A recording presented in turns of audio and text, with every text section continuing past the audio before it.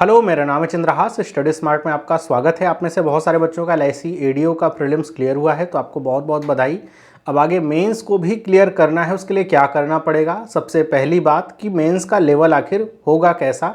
तो मेंस का लेवल एक क्लर्कियल लेवल का ही आपका मेंस होगा। वो क्लर्कियल लेवल आरआरबी जो क्लर्क होता है वो नहीं, आईबीपीएस क्लर्क या फिर आप एसबीआई क्लर्क लेवल को लेकर के चलें तो आपका एग्ज़ाम काफ़ी अच्छा होगा।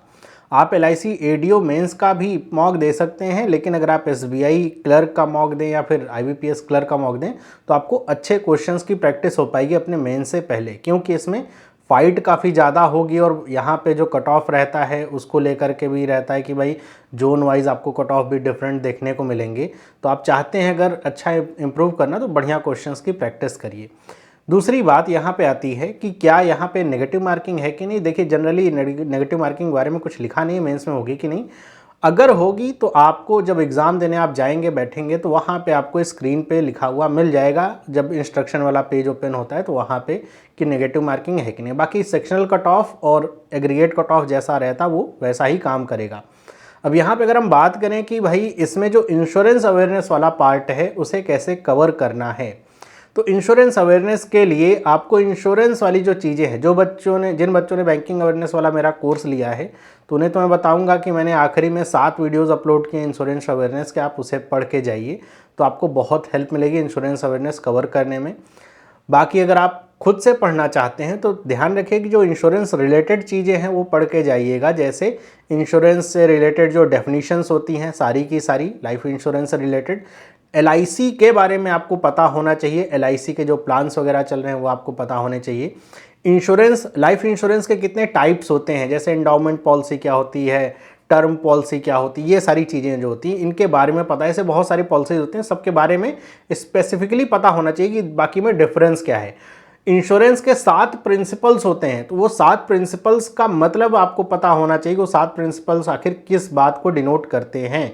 तो इस तरह से आपको इंश्योरेंस अवेयरनेस में ये सारी चीज़ें कवर करना है। आईआरडीएआई के बारे में पता होना चाहिए, इंश्योरेंस ओम्बड्समैन के बारे में पता होना चाहिए, इंश्योरेंस के बहुत सारे जो टर्मिनोलॉजीज होते हैं वो पता होना। जैसे मैं कहूँ आपसे एडीएनडी इंश्योरेंस क्या होता है तो आपको ये पता होना चाहिए कि क्या होता है ये इंश्योरेंस। एक्चुअरी किसे कहते हैं आपको पता होना चाहिए। इंश्योरर और इंश्योर्ड में क्या डिफरेंस है ऐसा पता होना चाहिए। तो इंश्योरेंस के सबसे पहले तो आप जो डेफिनेशंस हैं सारे पढ़ लीजिए। टर्मिनोलॉजीज को खास तौर पे पढ़िएगा, वहाँ से ही क्वेश्चंस ज़्यादा पूछे जाते हैं। इंश्योरेंस के टाइप्स पढ़ लीजिए कि भाई लाइफ इंश्योरेंस में कितने टाइप्स की पॉलिसीज़ आपकी हैं। उसके अलावा 7 प्रिंसिपल्स जो हैं, ये मतलब कुछ ऐसी मोटी मोटी चीज़ें आपको एकदम पता होनी चाहिए। ये आप पढ़ के जाएंगे तो आपको एग्जाम में बहुत हेल्प मिलेगी। ज़्यादातर क्वेश्चंस ऐसे यहाँ से पूछे जाते हैं इंश्योरेंस अवेयरनेस में।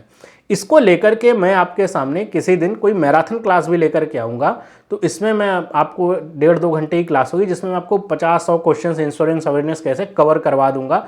तो वो भी आपके लिए बेनिफिशियल होगा। यूट्यूब पे ही क्लास होगी तो वो आपको पता चल जाएगा, चैनल को अगर आपने सब्सक्राइब कर रखा है तो। बाकी क्वांट और रीजनिंग मैं आपसे कहूँगा कि आप मेंस के मॉक दीजिए। मॉक रोज़ देना जरूरी नहीं कि आप रोज़ मॉक दीजिए, क्योंकि आपके पास एग्ज़ाम के पास मतलब के लिए समय बहुत कम है। आप ऐसा कर सकते हैं कि मॉक सबमिट करके भी दे सकते हैं।